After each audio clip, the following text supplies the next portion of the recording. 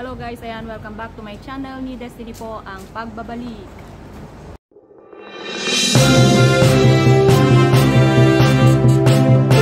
So today video po, ang topic po natin ay kung nasa tamang employer ka nga ba. Makikita mo sa kanila kung nasa tamang employer ka nga ba. Una sa lahat, yung generous sila hanggang matapos ang kontrata mo, hindi sila magbabago. Ayun.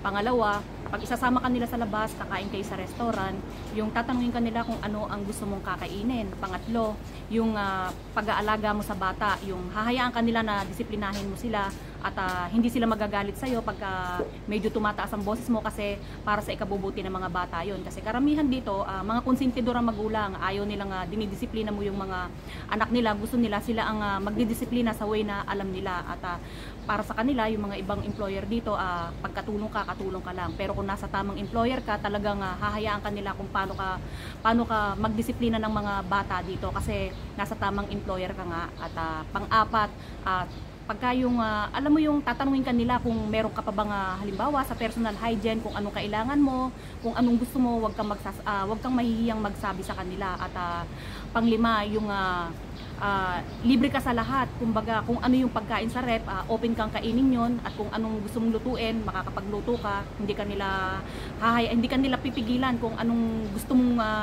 kainin pag sa breakfast at lunch. Kasi sa umaga kasi wala na silang time na kumain ng breakfast dahil lang busy, dahil talaga sila mga hardworking. Hindi katulad natin na tayo kahit na excuse me, kahit na hardworking tayo, talagang magbe-breakfast at magbe-breakfast tayo.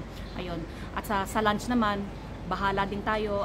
Bahala ka kung anong gusto mong kainin pagka dating ng lunch. At sa dinner naman, syempre sama-sama kayo kung anong gusto nilang iluto mo, or ikaw na ang bahala mag-isip kung ano ang ipa-dinner mo sa kanila. Kasi nga all around ka, andiyan mag-handle ka ng bata, ikaw ang magkukan sa kumbaga household. Ayun.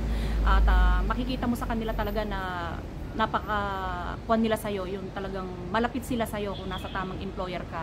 At magalit man sila, may dahilan, hindi yung basta-basta nagagalit na lang ng wala namang dahilan, yung maliit na bagay pinalalaki. Ayun, masasabi mo na nasa tamang employer ka pagka open-minded ang amo mo. At ayun lang guys, at sa muli po, ayun, have a nice day po. Bye! See you on my next vlog.